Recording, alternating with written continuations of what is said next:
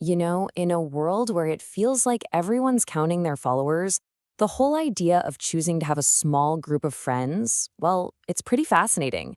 It kind of goes against everything we're told about networking and being social. So, what is really going on inside the heads of people who prefer just a handful of close friends? Right. This is the big question we're going to dig into. Why would anyone, on purpose, keep their social world small? And as you're about to see, it's not really about being antisocial. Nope. It's about a totally different way of thinking about connection. So first up, let's just take a look at this whole thing.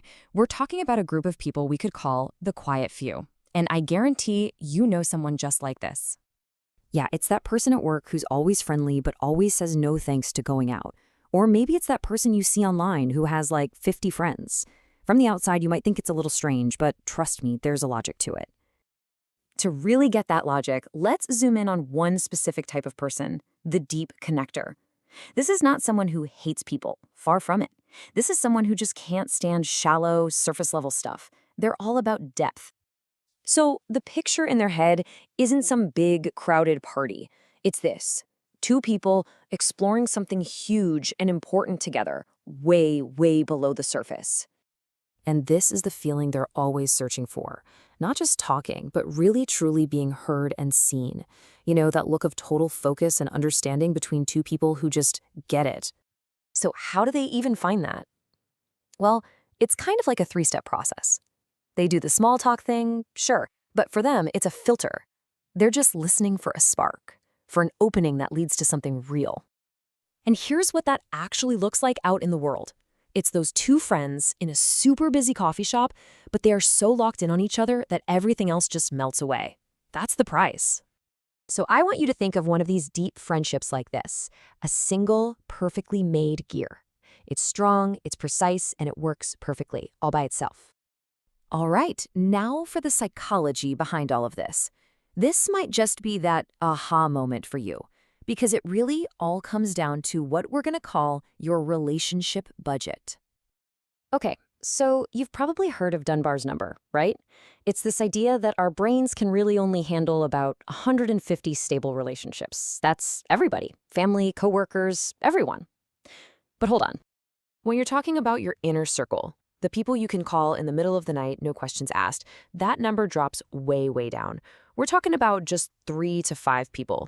That's really all the emotional energy most of us have for those super close bonds. And that leads us straight to this idea of a relationship budget. Just think about it for a second. Your time, your attention, your emotional energy, it's not unlimited. You only have so much to spend before you're completely running on empty. Here's the best way to think about it. Are you trying to build a giant playlist with thousands of songs you barely even know?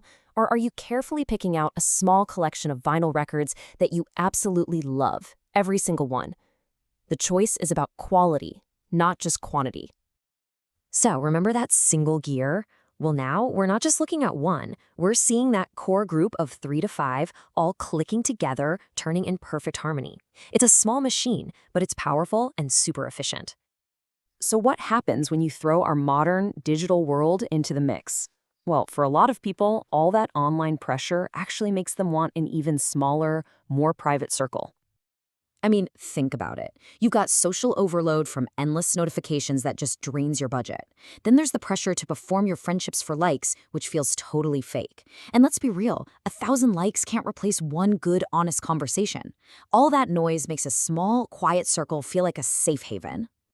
But let's be honest, is this actually a good strategy? Choosing a small circle gives you some incredible strengths, for sure, but it also comes with some pretty big risks. Okay, the power is obvious. You get way deeper trust, a lot less drama, and you can be your 100% authentic self. But here's the risk. When your entire support system is only a few people, if you lose one of them, maybe they move away or you have a falling out, the whole thing can feel incredibly fragile. So the machine works like a dream, but it's small. If one of those gears breaks, there isn't another one sitting right there ready to jump in. This shows you how that small circle can be both amazingly strong and really vulnerable, all at the same time. And this brings us to a really important question you can ask yourself. If this is you, is your small circle a deliberate choice for quality Or is it a wall you've built because you're afraid of getting hurt? Just knowing the answer to that is huge. Okay, it's time. Let's bring all these pieces together. Let's assemble our machine and finally understand what having just a few friends is really all about. Here it is. This is the most important takeaway. Having a small circle of friends is not a sign that you failed at being social. It's a strategy. It's a sign that you have high standards, and you've made a choice to spend your energy on depth, not numbers. See? It's not just a few separate gears anymore. It's this, a complete, intricate, and beautiful little machine that works perfectly for the person who took the time to build it. It's a statement about quality. So what's your number? How many people are in your perfectly built machine? Let us know your inner circle number.